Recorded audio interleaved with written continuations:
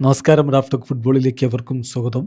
Saudi pro ലീഗിലെ മത്സരങ്ങൾ എന്ന് ആരംഭിക്കും. പല സുഹൃത്തുക്കളും ചോദിക്കുന്ന ഒരു ചോദ്യമാണ്. ക്രിസ്ത്യാനോ റൊണാൾഡോയെ വീണ്ടും കളിക്കളത്തിൽ കാണാൻ വേണ്ടി ആഗ്രഹിക്കുന്ന സുഹൃത്തുക്കളാണത്.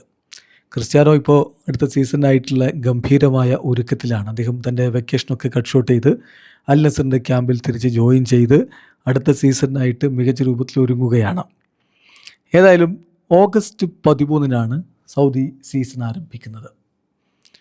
കൃത്യമായിട്ട് മനസ്സിലാക്കുക. സൗദി പ്രോ ലീഗ് 2026-27 സീസണിൻ്റെ season start date August 13 end ഡേറ്റോ 2027 മെയ് 29 അവസാനിക്കുക. 102 ഡേയ്സാണ് എല്ലാ ലീഗ് മത്സരങ്ങൾക്കായിട്ട് അലോക്കേറ്റ് ചെയ്തിരിക്കുന്നത്. 102 ദിവസങ്ങളിലായിട്ട് കളികളുണ്ടാകും. 80 ദിവസങ്ങൾ FIFA international window and breaks ആയിട്ട് 80 ദിവസങ്ങൾ പോകും. അതായത് നമുക്കറിയാലോ, ഇനിയിപ്പോൾ സെപ്റ്റംബർ ഒക്ടോബറിലൊരു ബ്രേക്ക് വരും, നവംബറിലൊരു ബ്രേക്ക് വരും, മാർച്ചിലൊരു ബ്രേക്ക് വരും. അങ്ങനെ ടോട്ടൽ 80 ദിവസങ്ങൾ ഫിഫ ഇൻ്റർനാഷണൽ ബ്രേക്കുമായി ബന്ധപ്പെട്ട് കളി നിർത്തിവെക്കേണ്ടി വരും. 59 ദിവസങ്ങൾ domestic and continental ടൂർണമെൻറ്റുകൾക്കായിട്ട് മാറ്റിവെച്ചിട്ടുണ്ട്.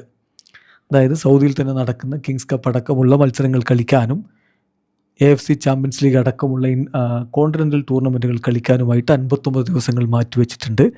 43 ഡേയ്സിൻ്റെ rest days വേറെയുമുണ്ട്. അപ്പോൾ ഇതാണ് സൗദി പ്രോ ലീഗിൻ്റെ ഷെഡ്യൂളിൻ്റെ ഒരു രത്ന ചുരുക്കം. പോയ സീസണിൽ കിരീടം ചൂടിയിരുന്നത് അൽ നസറായിരുന്നു.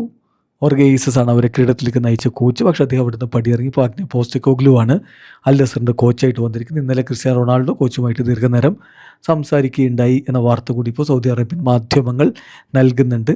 അത് ഫ്യൂച്ചറിനെ കുറിച്ചുള്ള കാര്യങ്ങളും മറ്റുമൊക്കെയാണ് ഡിസ്കസ് ചെയ്തത്. എന്തായാലും ഓഗസ്റ്റ് 13 പുത്തൻ സീസൺ ആരംഭിക്കുന്നു. വീഡിയോ അവസാനിക്കുന്ന ഫുട്ബോൾ ലോകത്തെ കൂടുതൽ വിശേഷങ്ങളുമായി റാഫ്റ്റോക്സ് എത്താം.